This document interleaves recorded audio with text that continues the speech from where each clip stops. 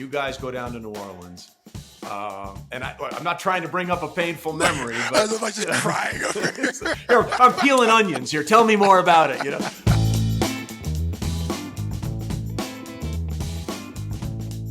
Hey everybody, what's up? Trey Wingo here. Welcome into another episode of Half Forgotten History.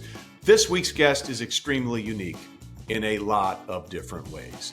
He took sort of a circumlocuitous route to the NFL. Once he got there, my God, he took a straight shot to stardom. I'm talking about, of course, Jared Allen. Started his career in Kansas City, became a superstar in Minnesota, and finished up in Carolina with an opportunity to get that Super Bowl ring that he came oh so close to in Super Bowl 50 against the Denver Broncos. Sit back and enjoy a rather entertaining episode with none other than Jared Allen. So literally, my last vision of you was your farewell tweet when you did what we're hoping to ride up into the sunset on the horse that was a little gray. So how have things been post-career for you? Oh, I honestly can't complain. Life is great. I'm a blessed man. It sounds cliche, but I am. I got a beautiful wife, beautiful kids.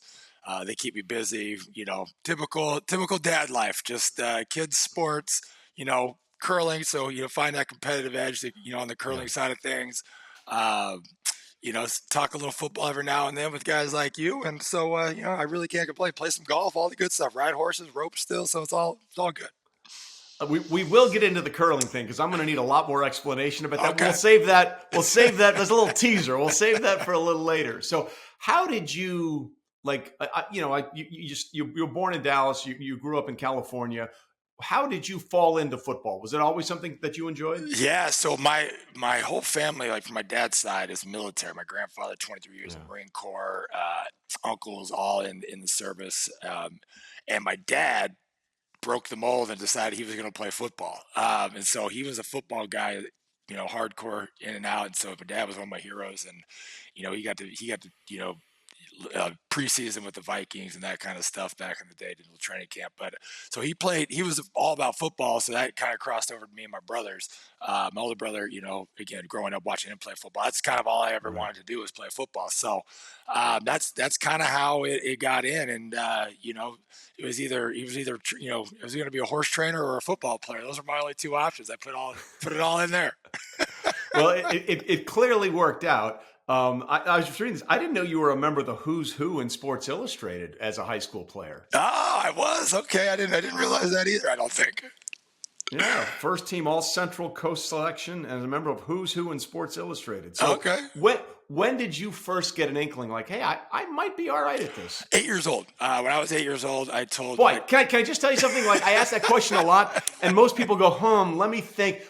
Boom! You knew at 8. I love this. Continue. I told probably sooner than that. I told my dad at 8 years old I was going to play professional football. Most parents are like, okay, Johnny, like, go to school. Yeah. That's great, but they're not really encouraging. My dad's a meat stick, and so my dad was just full on. He was like, all right, you better eat, drink, and sleep football. He used to drop me off from our driveway, one of the ranches my dad managed, up to our place was probably about a mile or so. And he used to drop me off there every night and make me run all the way up the hill to baling hay. It was just like, it was nonstop. Everything we did was, hey, football related. 7th grade, I quit baseball. I quit everything else after 7th grade to focus on football. So it was, I was all in. My old man was all in with me. So I don't know that that's a great thing, but it worked out for me. So I knew early on. I played soccer up until I could play football, watching my older brother. But my older brother is 4 years older than me, and so I'd always wear his pads, and his friends and him would tee off on me in the yard, and so I think it just made me tougher, and I got the leg up on all these other little kids. Well, it certainly did work out. I mean, you can't fault the dedication because it literally paid off at the time better than anybody in the history of the game, which we will also get to. Absolutely. But how did you end up at Idaho State? Oh, knucklehead moves. So I transferred schools my senior year from Live Oak to Los Gatos. We had a prank gone wrong. We thought it was really funny to take all the yearbooks and then just sell them off and stuff like that. Comes to find out that the administration didn't find it nearly as funny as we did. And I was on an interdistrict transfer, so they pulled my interdistrict transfer. A bunch of schools caught wind of it.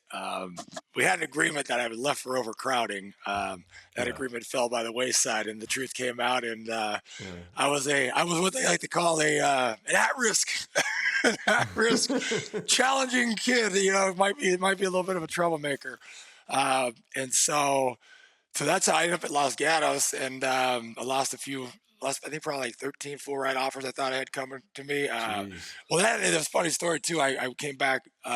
Rutgers had called me, and they were like, "Hey, we need your tape. We need your tape." And I'm like, "Man, I thought my coach sent out the tape. I'll tell him again. Just contact my coach." And I committed. Anyway. And long story short, I ended up committing to ISU.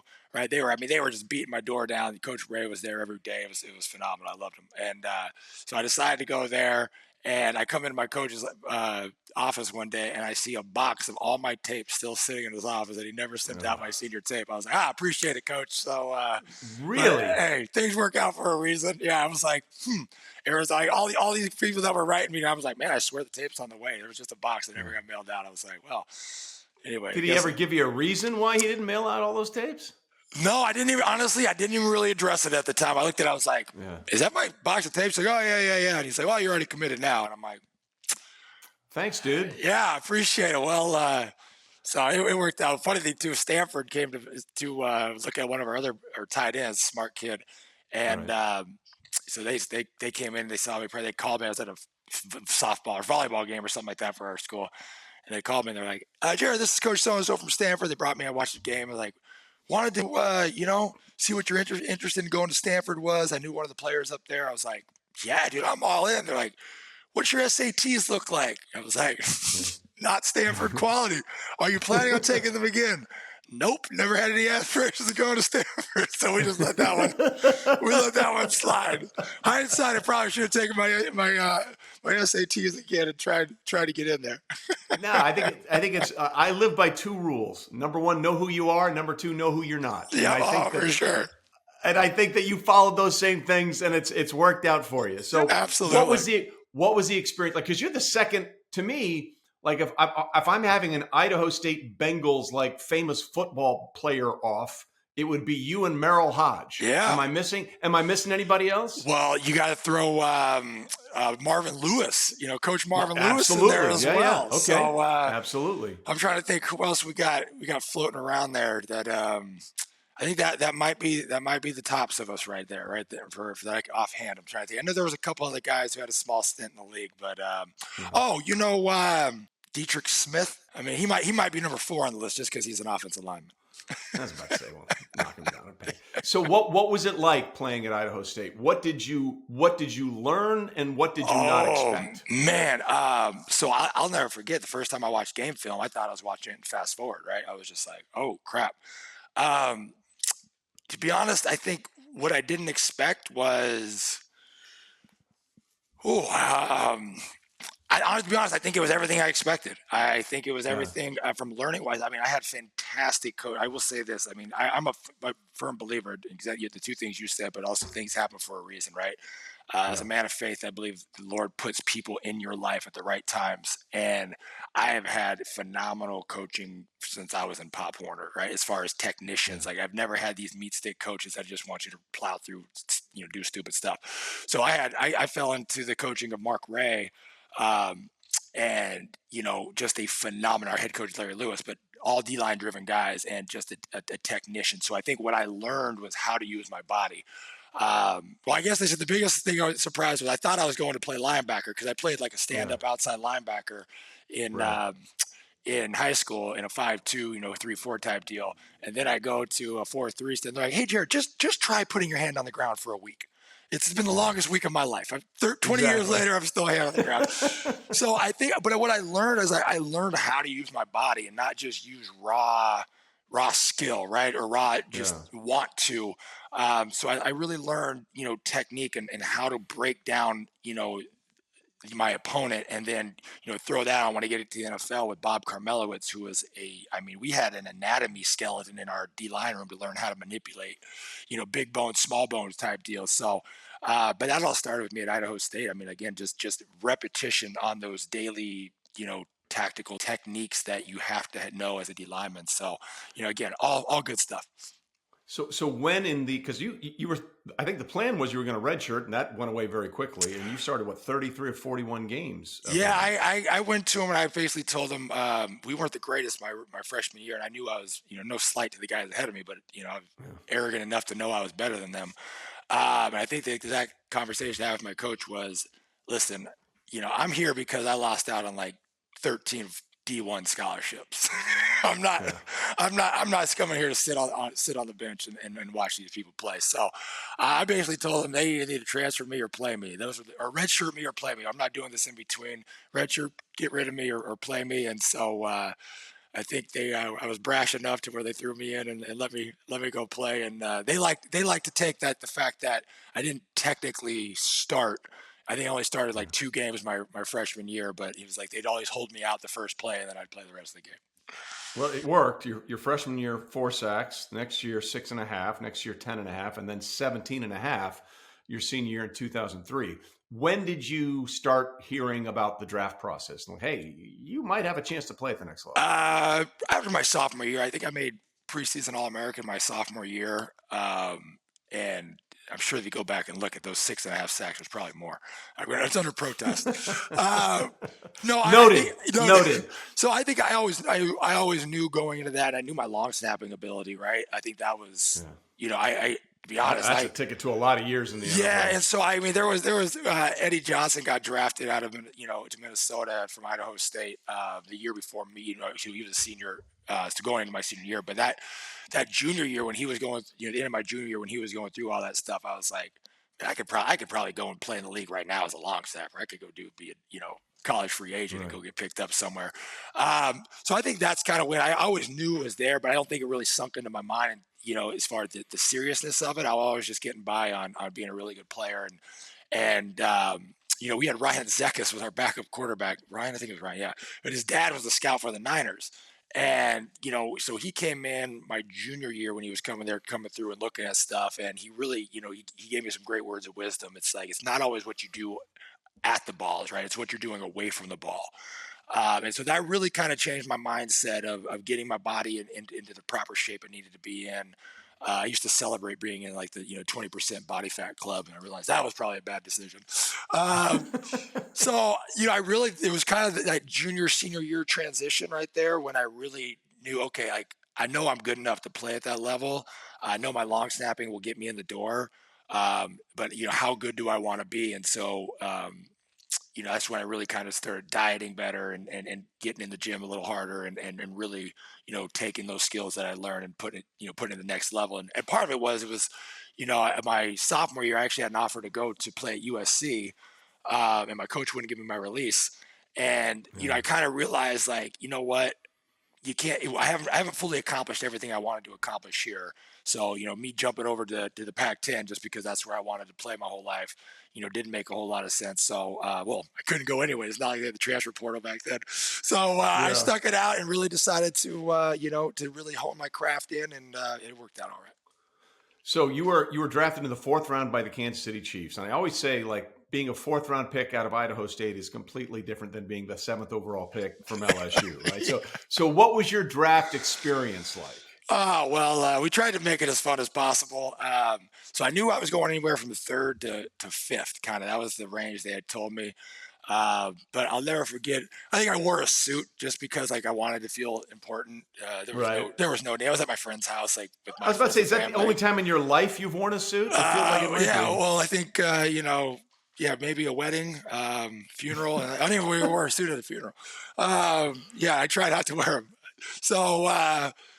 So that was funny. So the day one, I'm watching it, kind of tail end of the draft, and I get it. It's actually the most hilarious and messed up story ever.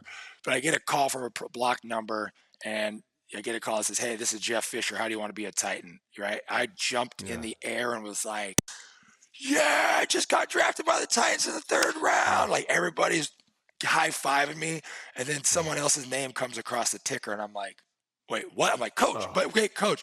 And my friends come out of the back room dying laughing. They like, oh no! Yeah, they star 6'9", block the call, and I fell for it. Hook, line, and sinker. Did you want to kill them at that point? Honestly, I was like tears laughing. I was just like, oh my God, I totally just dejected, just emptied. Wow. Like, so then, then I get a call from Vermeil, on draft day when I get drafted by the Chiefs. And I was like, yeah, okay. I'm like checking the phone line, making sure everybody's in the right room. So yeah, I mean, we made the best of it. We tried to make it as big time as we could up there in Los Gatos. But, either way, what I do remember the most, besides not going to the Titans and the greatest prank ever, was that, Lamar Hunt, Carl Peterson, Lynn Stiles, Coach Vermeil. I mean, every single one of them got on the phone and talked to me. And they told me, listen, we know you can long snap, but we brought you here to rush the passer to do both. And so for me to have the owner of the team, the GMs, to talk to a 4th-round pick was pretty cool. I thought that just showed the class of the organization. And I just remember those conversations and being like surprised. I thought I was going to get like the D-line coach, be like, hey, you're in, Right. or, head player personnel, like, hey, we'll see you in a few weeks. So it was a pretty cool experience. Well, you certainly paid it off. Your rookie year, you come out of the gate strong with 9 sacks. You follow that up with 11. And, everyone talks about the Chiefs now in these sort of reverent terms because of what Mahomes and Andy Reid have done. But like the Dick Vermeil Chiefs of the mid-2000s were not a terrible football team. No, like I said, I was blessed to go. Bob Carmelis was an absolute technique, and Coach Vermeil, like, to come into an organization, that was, had just had success. They were coming off 13-3, and to hear that, obviously Coach Vermeil is legendary in his own right, and to be a part of those practices, but to be a part of like that NFL that was just, I mean, still hardcore. I mean, OTAs. If they saw our OTAs today from back then, they would cancel training camp for us. They would cancel, and then we were having 3-hour 2 days practice plus 10. At the end of every training camp practice, we had a 10-play rookie scrimmage. I mean, it was a different league. We had 300-pound tight ends with Jason Dunn, and so. But I tell you what, it really was iron sharpens iron. I mean, I got to go against guys like Willie Rofe, Jason Dunn, Brian Waters, Tony Gonzalez. I mean, you name it. Trent Green was the quarterback. So Priest Holmes, Larry Johnson. I mean, just the offensive weapons we had that I had to practice against daily really transitioned me faster than I ever would have, coming into an organization, that was maybe not in that kind of mindset, I guess, from college to the pros, and really helped me have success. Well, it's interesting. Before Dick got back to Kansas City, he was obviously with the Rams and won a Super Bowl there. And I was working in St. Louis at the time. And 2 things stand to mind from my time covering Dick Vermeil as a local sports guy in St. Louis. Number one, the introductory press conference was at noon. We took it live, and within 3 minutes, he had laughed, cried, and sworn 3 times. So like, it's just like, all right, we gotta rope this thing in here. But the other thing, like his second year in St. Louis, to your point, like the players almost revolted. I'm like, he's like, you are killing us on the like. Yeah. Dick was legendary for making sure those practices were as intense as they could possibly be. Oh, and he took pride in it. And I mean, he would go to a position group and be like, "Hey, I'll never forget." He went to the DBs one, and we were mid season. I want you to rough up the wide receivers. We're going to be playing jams. I want you. I mean, to the point where, I mean, it caused fight after fight, fight after fight in camp or practice, where practice had to be shut down. But what Coach Vermeil was great at was his intensity. Like, he would push you to a breaking point, right? And then know when to give you a hug, know when to tell you I love you. And I know it sounds sappy and it sounds cheesy, but No, it's true. when you're in that mentality of running through brick walls, right? As football players kind of are, meat stick mentality, you want to believe that the organization, the people you're playing for, you're playing for something greater than just, that win or loss.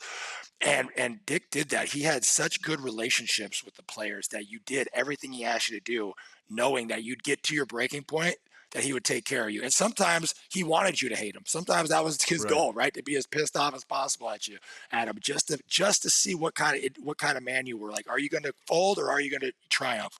And the staff was that way too. So I mean, there was times where you're coming out of fights, you're like, oh, this, and he'd be, that's what I'm talking about. But it was great, man. It was football. It was what I grew up watching, and he has a way of, just like you look at like the Pete Carrolls, or you look at some of these coaches today, they have a way of getting more out of their teams and more expectations when people don't think that they have the right players or this, that, and the other. And it's a way that they bond with their players, they communicate, and they know how to push and pull, and it's actually a skill set that's why he's in the Hall of Fame. Yeah. Yeah. For those that have never been there to Arrowhead and seen a game played there, it's the oldest stadium in the NFL. I mean, it's been updated, but it's from like the early 70s that place has been there. Okay. It's been a while, and it still might be. I'm sure the folks in Buffalo are going to say they have the best game day atmosphere, and they might. But I mean, for those that don't understand, what's it like going into Arrowhead? Because the crowd is right on top of you there, Yeah, right? it is second to none. And I say this with the most reverence for Minnesota fans. Like obviously Minnesota knows the dome was insane, right? Yeah. But when there's an atmosphere when you pull in, no matter how cold, raining, whatever, we'd put the windows down coming through our entrance, and you would just smell those coals burning, right? And it's just Yeah. something about when you get to the parking lot, you can't fully experience it as a video team because you're on the bus. So as the home team, when you come in, you roll your windows down, and you smell that barbecue, you smell the food, you smell football in the air, you Yeah. smell Arrowhead long before you see it. And I'll never forget on a preseason game, I was trying to come in. I mean, there was people backed up on the freeway out there just tailgate, waiting for the gates to open. It is one of the greatest football environments you'll ever see from the parking lot all the way in. And those fans are intense. They are diehard. And for an outdoor stadium, I mean, it's like mini earthquakes on Sundays. So Yeah. it's nostalgic. It's like I said, there's something about when you pull into that parking lot, and I know Philly probably says it with the old vet, getting Yeah. batteries thrown at people and stuff like that. But I don't know. Arrowhead has a tradition of just barbecue, football, and it just kind of melts together. And you just kind of as soon as you get to that gate, you start smelling those coals. You smile, you get the hair stand up Yeah. on your back, your neck, and it's football Sunday. Yeah, it's the best smelling stadium in the NFL. I'll die on that hill. Yes. You mentioned Minnesota because this becomes the transition. So why don't we take our first break here? We come back with Jared Allen. We'll talk about the decision he had to make and how it paid off for him. We're talking to Jared Allen on Half Forgotten History. Stay with us. Hope you're enjoying this Half Forgotten History episode with Jared Allen. It's time for the Mercedes-Benz Trivia Challenge regarding Jared's career. And we went a little off the beaten path here, so we're going to give you multiple choice questions here. What movie in 2010 did Jared appear in? Was it Iron Man 2, Jackass 3D, The Prince of Persia, The Sands of Time, or was it The Tooth Fairy? We'll give you the answer right after the break. You open up a Mercedes-Benz Sprinter and you're opening more than doors, you're unlocking potential to do your own thing, be your own boss, and live out your own dreams. With 16 body types, your choice of a gas or diesel engine, and thousands of ways to customize, a Sprinter van is capable and versatile enough to help you drive your ambitions as far as you want to take them. So go ahead, unlock your potential inside a Mercedes-Benz Sprinter. All right, back with Jared Allen on Half Forgotten History. So you play your first 3 years for the Chiefs on a minimum salary, and obviously you produce, and then they sign you to the 1 year franchise tender, and you go off. You lead the league with 15 and a half sacks. At that point, did you think, I'm a made man in Kansas City for life, or what's going to happen? Yeah, I did. To be honest with you, I had no plans of ever leaving Kansas City. I thought I was a lifer there. And I signed my tenure. Obviously, I signed my tender there before they franchised me. That they put me with the first and third round tender. Right. Going into my restricted year, and I'd had my issues my third year, and that's why I was like, hey, let me prove to you guys who I am as a person and as a player, so yeah, I went into that year thinking I was getting, there was no chance I was leaving, right? Right. Yeah, and then they franchise tag me, and people say, oh, like today that's not that bad. I mean, the formula is still the same, numbers are completely different, right? Right. But the problem was we in our conversations I had said, listen, I'm not even going to fight you on this tender, right? Yeah. But do not franchise tag me. Like if you franchise tag me, I'm going to take this as a complete sign of disrespect, that you don't want me here. Like we had already had these open conversations. So when they did it, it was kind of the slap in the face, and it was one of those deals where you're just like, man, like I specifically asked you not to do that. We were, we had will, and to be honest, again, the things happen for the right reason, because we had given them a Yeah. contract that, if they would have said yes to at the time, would have been phenomenal. I've been like one of the top 5 paid, defensive ends at the time. But they said no. And then Dwight Freeney came in and saved us all. Dwight Freeney broke the Yeah. bank.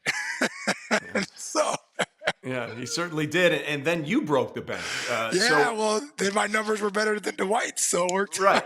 So how did Minnesota happen? Tell me, was that out of the blue? Is that somewhere your agent talked to you and said, this is where I'd like to go? Or So Jay Glazer's a dear friend of mine. Yeah. And, him and Brad Childress at the time were really close. And, Jay was out in Arizona. That's where I was training. I was training with him, MMA stuff and like that. And, they knew he had known we were going to ask for a trade and stuff like that.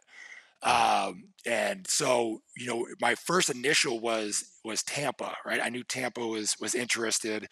And we had kind of got, when I'd called Clark myself and my agent finally, we were just like, listen, you're either renting me for, 10 games and I'm probably pulling a hamstring, or we can make this trade work and I can go somewhere that wants me and this, that, and the other. And so, we started, once we got the approval for the trade, it was then Minnesota came in. Obviously, you had to be so careful because without permission, you can't talk to anybody, right? So because of tampering and all that. So, Jay had mentioned, he's like, man, if you can get them to agree to a trade, I think Minnesota would be interested. And so, my agent had ties in Tampa. And so, we were able to work both those angles. And once we started talking with Minnesota, we knew that was the place, that best fit. That's where I really wanted to be. Although it was tough, it was a tough sell not to go with Gruden down in Tampa. But at the end of the day, the Vikings stepped up, and, Rick, Rob, and actually Dave Blondo was still there at the time, going way back. And, Wow. And so we just had great, honest conversation. And I'll never forget, Rick asking, like, why do you want this? Like, why do you, and I basically told him, I said, obviously I think I deserve it. And I want to go play somewhere where people have faith in me. And that's right now, I feel like the Chiefs aren't showing, the kind of faith I have in them and to me. And so as a player, I still had that college mentality. I really wanted to play for an organization that believed in me, not only just my abilities, but me as a person, and understood everything I was telling them was the truth. And that, my days of running and gunning and acting like a knucklehead were behind me. And, so yeah, it just kind of all fell together. And, they didn't let me leave, and, thank God they didn't. Well, I was about to say, at that point, you signed the richest contract ever for a defensive player in the history of the NFL. Like, I know that's a title that doesn't mean a lot in terms of, it's like Pro Bowls or all this, but when you get it, like, how much for you was a validation of like, yes, this is how good I am. It was big, right? And that was some of the conversations they had. And I told him why it was important. I said, it's not just important to me too, though. And one thing, and I have to give my agent credit for this. One thing we were always cognizant of my entire career, no matter what contract I did, was to make sure it was a clean contract, right? Like that, Right. Because I knew people coming behind me, I'm setting precedent for people coming behind me. So from the business side of things, you always have opportunities where you can take less, you can do this, you can, or they want to throw these things in there, but whatever bad you put in your contract is coming back to bite somebody else. Correct. And a lot of teams try to use that on us, and I didn't go to certain teams because of that. So it was that was important to me too. But yeah, so it was one of those things like where I could be the standard bearer, right? I felt like I was the standard at defensive end at the time. I felt that my contract should reflect that. And not only that, and we told him, I'm like, listen, this contract isn't lasting. I mean, Peppers was up to, I think, 2 years later or a year later, and that guy's going to get super paid. So, Correct. It was just, as what the guys went through in the strikes, and to be able to come to free agency and to build on that, for me, it's keeping that side of football going, right? Like it's on us to always make sure we leave it better than we found it. And that was kind of our goal. And that's one of the reasons why it was so important. And obviously the money is great. The money is money. But at the end of the day, it was about setting precedent and about, again, that sense of accomplishment that, I've earned this, I deserve it. And then I wanted to go out and earn it again. Yeah. Well, listen, you showed it right away. Your first 2 seasons matching 14 and a half sacks. Tackles for losses were off the charts. And, you even scored a touchdown in 2009. So that all sort of culminates with the NFC Championship game, right? That's Brett Favre year. After the whole Jets disaster, he comes back where he wanted to be to begin with, and you guys go down to New Orleans. And I'm not trying to bring up a painful memory, but I'm just crying over here, I'm peeling onions here. Tell me more about it, But like you guys were there, and it looked to the world. It looked to the entire world like you guys were on a drive that was going to lead you guys to the game-winning score in the fourth quarter, and then Favre uncorks one of the most ill-timed passes of his entire career. Well, that whole scenario, there's that sequence of the 12 men in the huddle, like just not taking a timeout. And I still thought Longwell could make that kick, right? Right. I mean, again, you look at it, Brett runs the ball. We have a chip shot, right? Sidney does it. But so the reason, like everybody talking about, I'm like, that pass, you got to remember, we go back to even the divisional round with the Cowboys. He hits that same exact throw to Sidney across the middle for a touchdown, right? So if Sidney keeps running, that ball doesn't get picked off. Yeah. So Sidney stops in the hole. Brett throws it back to him, pick off, and then you could talk about the 4th and 1 play if you want, where I don't know how the guy fumbles the ball. You can't fumble the ball forward. It is what it is. To be honest, we all thought we were going to the Super Bowl too. I'm sitting there thinking, I'm like, I can't even remember the down it was, but I'm like, oh, we're already within Longwell's distance. This is a chip shot. We're going.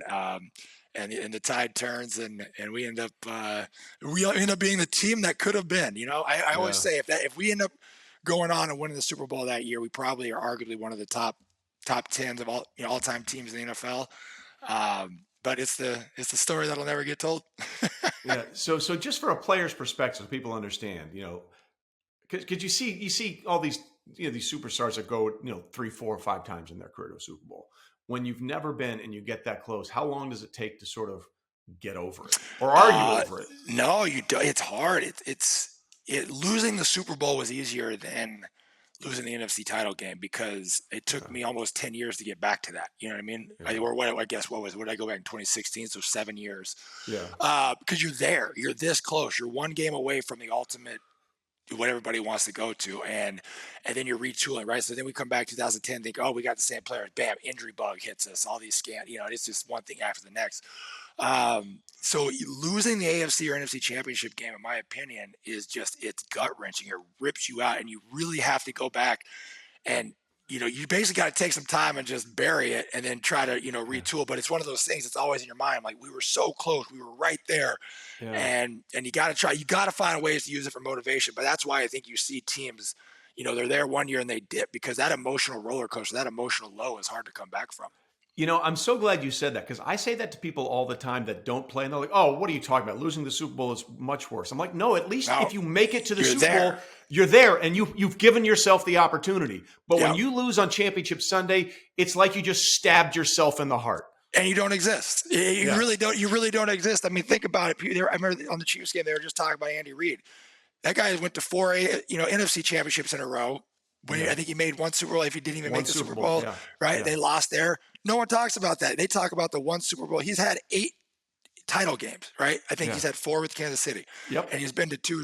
They only talk about the Super Bowl he won or the Super Bowls he made. No one remembers the championship games you lose. You're 3rd, 4th place. No one cares. And I think that's what it is. I would argue that championship games are bigger than the Super Bowl as far as an emotional standpoint from the players, because it's just – it's at stake. Like, it's at stake. Everybody wants to play. Like, everybody wants to win. I get it. But to win, you got to go. And I think everybody just wants the opportunity to go and see what happens. 100%. And it's honestly, it's a trap. It's a pitfall for players and coaches, because sometimes you get to the Super Bowl and you think you made it, right? So you look at Brady and you have to say, holy crap, this dude's mindset of Super Bowl wins only matter, right? Like, that's a totally different mindset. Everybody else's goal is to, and you hear it in every locker room around the league, get to the Super Bowl, right? Get to the Super Bowl. It's never win the Super Bowl, it's get to the Super Bowl. And so, those teams that do it multiple times, I mean, that's a different mindset. Hats off to them. But losing those championship games are devastating, and it takes a lot to get back and reset your mind and say, okay, you just got to focus. And it's selfish, but you kind of just say, all right, I just got to focus on making sure I'm not the reason we don't get back. I got to be as good as I was that year. And if everybody takes that mindset, it falls into place. But all right, so if that was the bottom, there's a couple of things that really went well for you in Minnesota. First of all, I have to get this. Do you feel responsible for birthing Dan Orlovsky into the National picture. Yeah, I would say so. I think, and Dan would give me credit for it. I love He Dan. would. He would. You know what I love about that guy? Totally owns it. He totally owns it. I remember talking to him after the game. He said, I'm a huge fan, Jerry, this, that, and the other. I was talking about it earlier this morning on Good Morning Football. I said, I was like, the only sad part about this is that so many emotions went through my head on that play. I had a great rush. I was untouched. You did. I'm like, and that usually gets rewarded when you just getting to blindside the quarterback, right? So I'm in my head, I'm like, oh, this is sack, safety, maybe fumble, touchdown. And then he ran out of the back of the end zone, and I'm dying laughing because I know it's my sack, it's my safety because I forced him out. Right. And he doesn't know he's out, so I'm laughing. Kevin, I think, had like 4 sacks in this game. Right. So I'm chasing Kevin Williams down. I'm like, man, I'm about to get beat in my first year, highest paid, player in NFL history on the defensive side of the ball. And a D tackle is about to beat me out of the sack lead on my own team. This dude was balling. I'm like, I can't even catch 4 sacks. Like, come on, ticket. And so I think, I don't know if I ended up with 2 that game. I can't remember or how it played out, but I just remember getting that one and Kevin shaking his head, just like, this is crap. I was like, yeah, buddy, I'll take it. So as that play is unfolding, because your reaction is, you knew right away. Like 100%. before Dan had a clue, you're like celebrating. Like as you're seeing him run out of the back of the end zone in real time, what's going through your mind?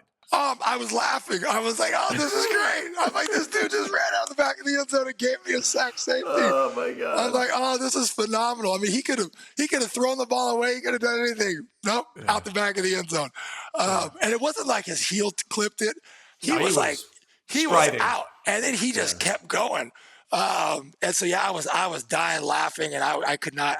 It was in real time. I was like, oh, this is epic.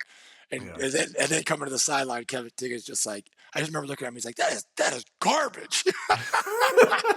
But to your point, he owns it. Like on his Twitter bio, Dan says all end zones should be 11 yards. Although to be fair, I think he probably needed 12 on that one. Yeah, he was still like positioned, like looking downfield, like he was about to make a play out of that too. Oh, so good. So if that was a highlight, then obviously 2011 in Minnesota, 22 sacks. You came within a half sack of the record. How conscious of that record were you the entire season and going into that final game? Every one. I mean, I chased it every year of my career, right? And I remember going into that final game, and I had a buddy in town, and we were sitting out in the basement Friday night, and I talked to my wife and him. I was like, he's like, how you feeling? I was like, honestly, it's either going to be the greatest game, one of the greatest games of my career, or I am going to play the worst game. There's no in between. Yeah. I just was like, I'm going all out. Like I'm either going to fail miserably or have the greatest success. But the crazy part was it wasn't even necessarily for the record. You got to remember, Jason Babin came out of nowhere and had like 17 and a half sacks that year. DeMarcus Ware had like 19 that year, right? Yep.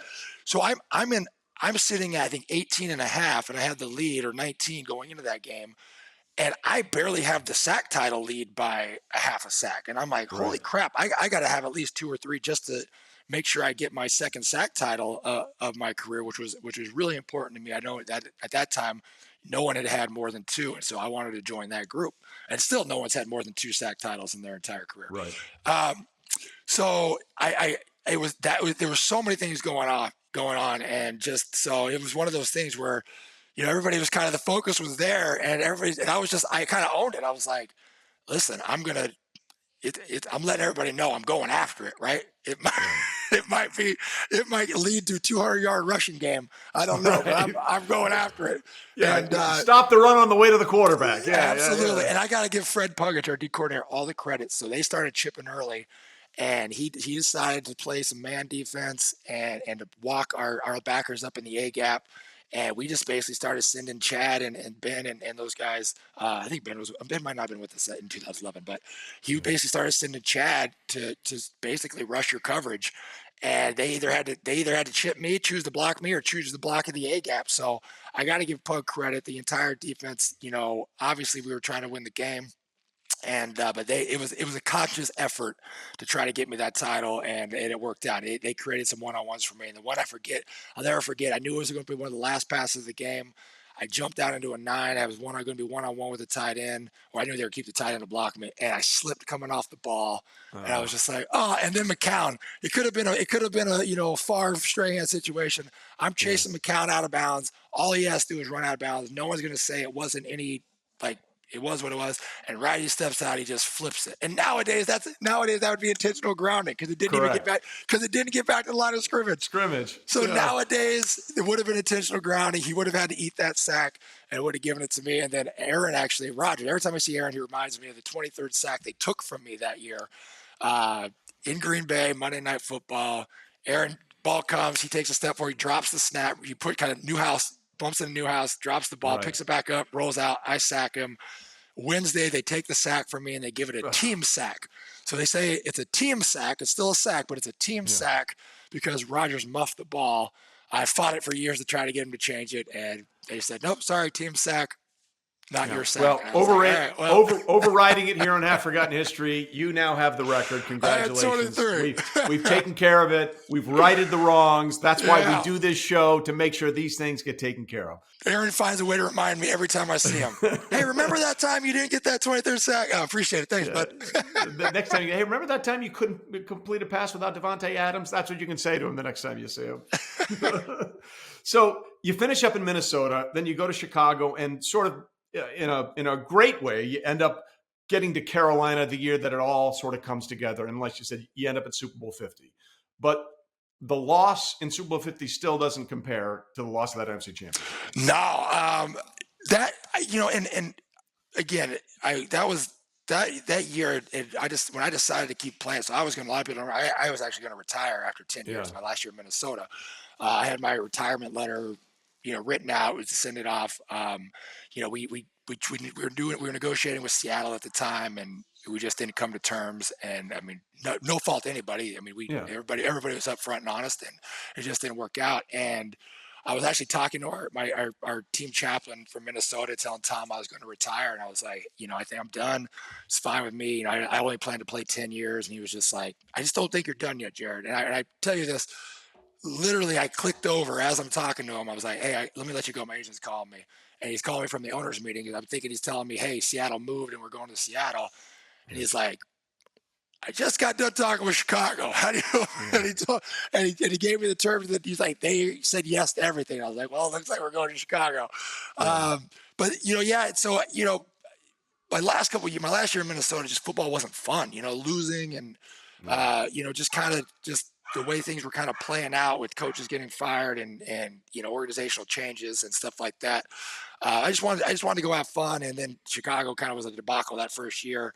Getting over to Carolina, when I went and asked Fox and Pace for the trade to Carolina, and they obviously granted me that.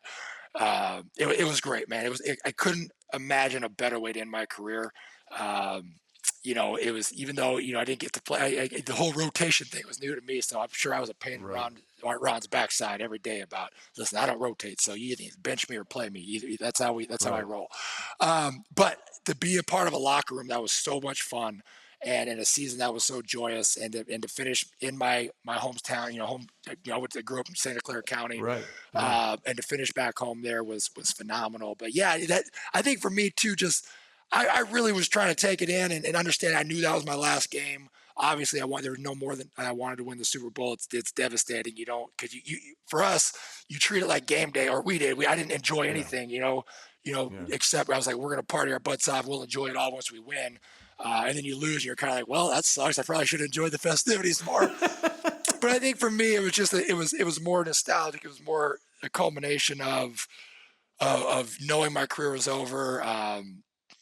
Being able to do that in my homestand, being able to finish in the Super Bowl. So I was able to focus on the positives, where in 2009, I'm in the prime of my career, right? And you're gut wrench because you're like, you're the better team. How the way it went down and the way you lost, you're just kind of like, oh, and you just that gut wrenching feeling of who knows if I'm getting back. But Carolina was a blast, man. It was such an amazing way to go. I laugh all the time. I go, it's kind of ironic. 2011 was one of the worst years as a team that I've been a part of, 3-13. Yet it was the best personal, the best year of my career personally. Yeah. Fast forward 2016, 15, 16, the best team I'd ever been on, right? and statistically one of the worst years of my career, dealing with 2 sacks, back blown. I blew my L5 out, broke my foot. But you know what? But it was one of those deals where I look back and that's why I love Coach McDermott. This is why he's having all the success up there. Him and Leslie Frazier, great human beings. He brought me in one day, and I remember I was bummed because I'm like, my rush felt good. I just wasn't getting to the QB the way I wanted to. And he put on tapes of me, in run defense. And he was like, we don't have anybody holding the edge like this. Yeah. And I was like, you know what? Your mind forgets sometimes, right? You get so, especially later in your career, I'm chasing numbers, right? I'm trying to break Jason Taylor. I'm trying to get past Richard Dent. I'm trying to climb my own personal goals. And you forget that you're one cog in the wheel, and you have a greater purpose. And so Coach McDermott was great at refocusing that.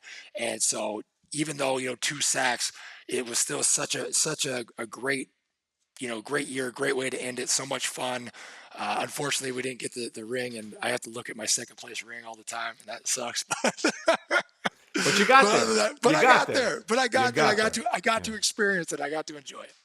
Well, listen, Peyton went out that way. You went out the other way in that same game, but at least you got there and were part of the experience. And he got revenge on me. So my first start was against Peyton. My first start was against Peyton, and I won. My last start was against Peyton, and he won. Unfortunately, his was for a ring. Other than that, they were exactly the same. Exactly the same. Well, let's take our second break here with Jared Allen. When we come back, we'll talk about what he talked about at the beginning of the show. Former NFL players curling. Stick around. We're coming right back. What's up, everybody? One of the key games in the NFL Week 11 is going to be the Dallas Cowboys taking on the Minnesota Vikings. And if you want to get in on the action, let's get you caught up with what you need to know with Trey's Trends, presented by Caesars Sportsbook. Well, Minnesota played arguably the game of the season last weekend when they walked out of Buffalo with that weird 33-30 overtime win. Both teams had multiple chances to win. But in moving their record to 8-1, Minnesota actually won their 7th straight game by just 1 score. And if you think that's rare, you would be correct. They tied an NFL record. The only other team to do that, the Kansas City Chiefs in 2020, who also strung together 7 straight wins by a single score. But did that win give the Vikings a lot of respect? Well, according to Caesars Sportsbook, they're actually a 1-point underdog at home taking on the Dallas Cowboys. It's just the 3rd time in the last 10 seasons a team has been 8-1 or better and finds itself being an underdog at home. But Minnesota is pretty comfortable in this situation.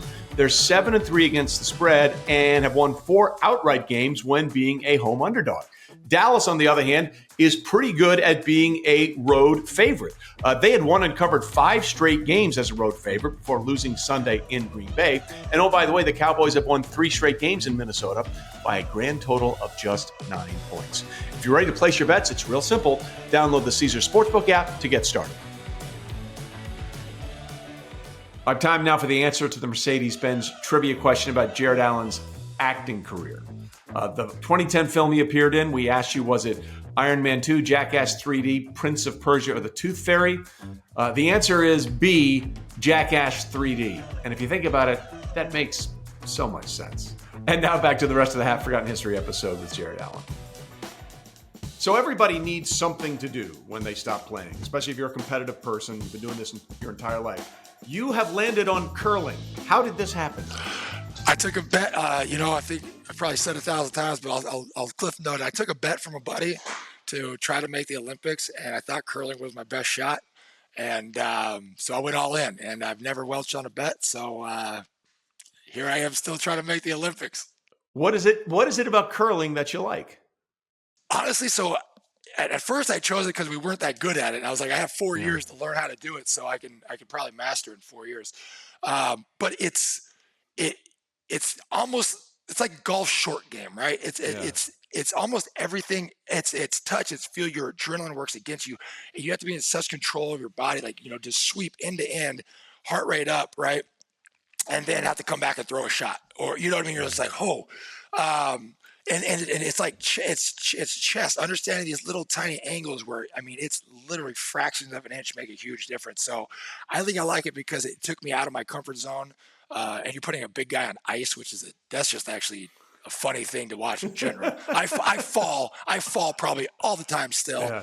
It's hard, man. Like I did it when the Super Bowl was in Minnesota. Larry Fitzgerald and I did something together. Like, it is not easy. Curling is not easy. No, they don't tell you that. You're like, oh, No. these guys, they look out of shape. They're doing it. Can't be that hard. Yeah. I've gotten a lot better. So, but it's just, I think it's for me, it's that challenge of any task of trying to master it. Whatever I do, I want to be my best. And it gives me another way to do that. It gives me another way to set an example for my kids when you put your mind to something, see it through. And we're having fun doing it. And this year we're doing all right. I think we're 85th in the world right now. Our team, we're I think top 5 in the United States. So short-term goal is to try to qualify on points for the Nationals this year. See where that goes. But we got about 3.5 years to make an Olympic run. How long do you think you can do it? Like, how long can you, Jared Allen, competitively curl? Oh, I could go into my 50s, Let's 60s go. probably. Right? But I probably won't. I think this next 4 years it's more time consuming than you think. Like, because spiels are like a 3-day. Everything's like 3 days. You're like, man, I don't want to be gone from my family that long. And you're in like the most remote parts of Canada and like the smallest towns in Wisconsin. So you find yourself literally at like a Super 8 motel more times. And you're like, I just want to sleep at the Westin. And I'll take a Holiday Inn Express at this point. So they don't curl in balmy temperatures a lot. No, the accommodations are nowhere near what the NFL is. Yeah, Medicine Hat has its own hotels, and I'm sure they have their fine little antiquities. But yeah, give me a 5-star any day of the week. So what's more enjoyable to you now, curling or still working with horses? Oh, you know what? I think everything. Dude, I love roping. I really do. It's a fun deal, and it's another thing that challenges me, right? To constantly get better, because every time you think you're good, for example, I went through with a buddy. I don't call it a month or two ago, and he's really really good, and I was like, yeah, I got this, and just caught my first steer, and then I missed like 8 in a row, and I'm just like shaking my head like.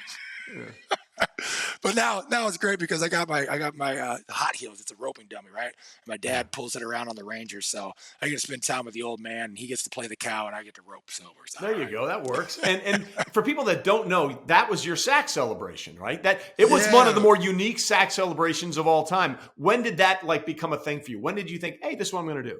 My second year, so Neil Smith, I honored him, and when he got put in the ring of honor in Kansas City, I got 2 sacks that game. I did his home run celebration. We had dinner that night, and he was like, "Hey, thanks so much. That meant the world to me." He's like, "You got to come up with a sack celebration that you do every time that's unique to you."